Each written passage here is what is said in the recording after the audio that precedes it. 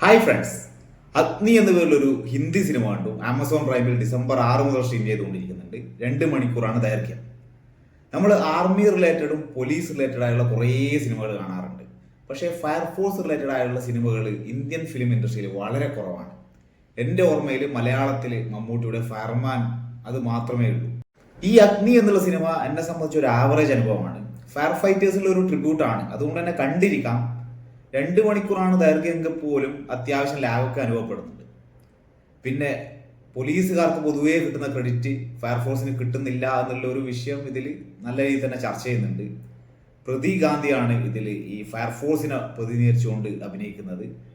Opposite Divyendu ശർമ്മയുണ്ട്. ഇവർ രണ്ടുപേരും അഭിനയിച്ച മഡ്ഗാവ് എക്സ്പ്രസ് മുമ്പ് ബോളിവുഡിൽ ഹിറ്റായ ഒരു സിനിമയായിരുന്നു. ഇതിൽ ഏകദേശം ഓപ്പോസിറ്റാണ് ഇവർ, പക്ഷേ ഹീറോ വില്ലൻ എന്നുള്ള രീതിയിലില്ല. അത്യാവശ്യം ചെറിയൊരു ഈഗോ ക്ലാഷ് ഒക്കെ ആയിട്ട് പോകുന്ന ഒരു സിനിമയാണ്.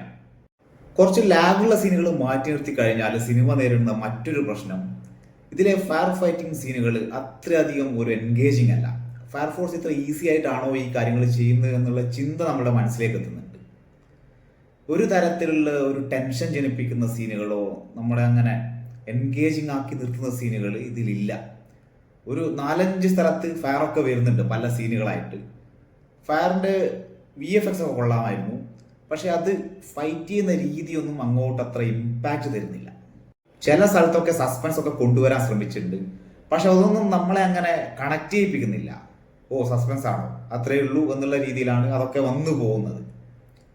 പിന്നെ പെർഫോമൻസ് നോക്കിയാൽ പ്രതീക് ഗാന്ധി നല്ല നടനാണ്, അദ്ദേഹം അടിപൊളിയായി തന്നെ ചെയ്തിട്ടുണ്ട്. ദിവ്യേന്ദു അയാൾ പൊതുവേ ചെയ്യുന്ന ടൈപ്പ് റോളാണ്. നമ്മൾ റാം റെയ്നോൾഡ്സിനെ കുറിച്ചൊക്കെ പറയില്ലേ, അദ്ദേഹം വന്നു, അദ്ദേഹമായിട്ട് തന്നെ അഭിനയിച്ചു പോയി. സയ്യാമി ഖേർ ഒരു ഇമ്പോർട്ടൻ്റ് റോൾ ഉണ്ട്, അവർക്ക് അതൊക്കെ ഈസിയാണ്, അങ്ങനെ പ്രത്യേകിച്ച് എടുത്ത് പറയാനൊന്നുമില്ല. ഞാൻ ഈ സിനിമക്ക് കൊടുക്കുന്ന റേറ്റിംഗ് 3/5.